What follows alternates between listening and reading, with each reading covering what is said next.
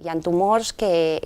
són més freqüents a la infància perquè són d'un tipus de cèl·lules que són més freqüents o que creixen més en aquesta edat, però després els que trobem més freqüents associats al sol són en gent gran. Llavors, és important que la gent que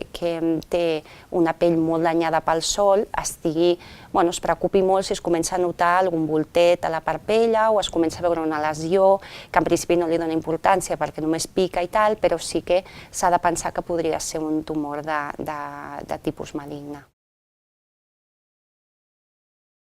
Els benignes moltes vegades no se sap la causa, però sí que és veritat que la majoria de tumors cancerosos de les parpelles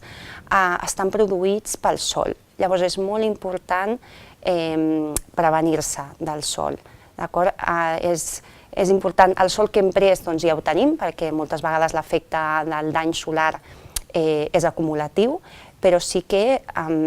si es comença a detectar que hi ha altres lesions a la cara o així, el que es pot fer és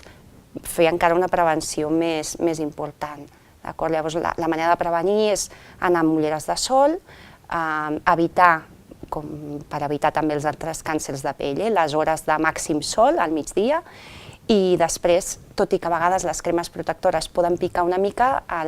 l'ull, però sí posar-la fins al marge de la parpella per prevenir els càncers o els tumors en aquesta pell que és molt fineta i on són molt freqüents els tumors. Depèn una miqueta del tipus de tumor. Si és un tumor que és benigne, que no és cancerós, podrem fer un tractament que no sigui tan agressiu. En canvi, si sospitem o confirmem mitjançant una biòpsia que és un tumor que és maligne, sí que s'hauria de fer un tractament més agressiu. En aquest cas s'ha de treure tot el tumor i s'ha de treure teixit sa per evitar que torni a sortir. En el cas dels tumors palpebrats això és més fàcil perquè es pot treure la lesió i es pot treure la pell del costat fàcilment, i en alguns casos cal fer reconstruccions després importants i en el cas de l'òrbita és més difícil, són tumors diferents